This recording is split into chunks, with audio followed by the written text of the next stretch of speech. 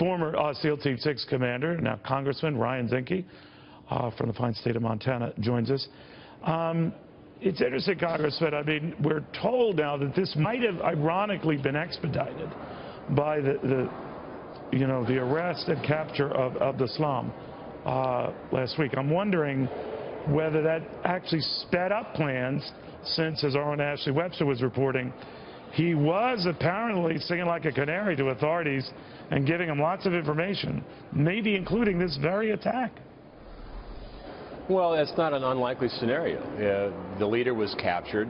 The opposition or his cells don't know exactly what's being disclosed, what's not. If it's widely reported that he was captured and he's singing like a canary, I think the smaller cells have a choice, either attack or retreat. And in some cases, in a caliphate like this, they would attack. So it is possible. Certainly, I think time will tell whether or not that initiated, but certainly possible. And in my experience in Iraq, we saw very similar things. You know, terrorists don't just accidentally target certain airports, especially ones as big as Brussels that account for 24 million passengers a year. And to that point, Congressman, we're learning that 9 Americans were injured in today's bombing, some critically, including a U.S. military member, 5 family members alone injured at just the airport. So that's part of the strategy, right, to try to get as many people from as many countries in a place where you will likely see just that, right? Well, yes, and that's what's called a soft target, where people, gather. Here would be baseball games, sporting events, theaters. But also, terrorists is not just the people that pull the trigger or strap an explosive vest around them. Terrorism is also those that would turn a blind eye or supply logistics, a safe harbor at an apartment. In the case of the U.S., you had neighbors that supplied arms and ammunition.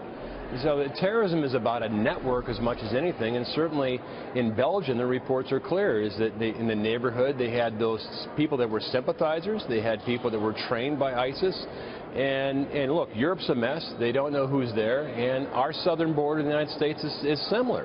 And we have 250,000 people coming across our southern border, we have no idea who they are. And if children can walk across our southern border, I can tell you then ISIS, Al-Qaeda, and those that want to do us harm can come across too. Very quickly, Congressman, John Kasich has been responding to these developments today, saying that the president certainly shouldn't be in Cuba right now. He certainly shouldn't be going to a baseball game planned later on today between the Cuban national team and a U.S. team here. But I'm wondering whether you agree with this. This is John Kasich moments ago.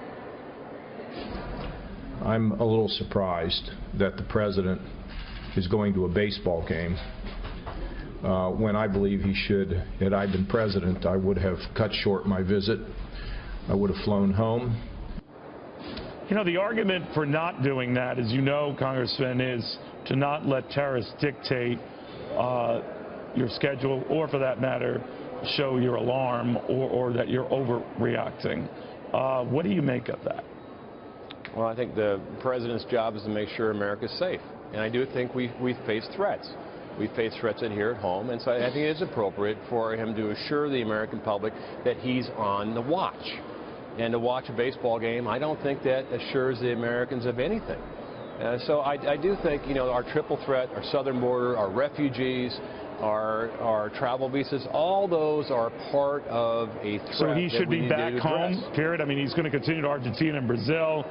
Just fly back home now? If I were this president, I would be home, and my #1 job is to keep America safe, and I would take that job very, very seriously. Congressman, thank you very, very much.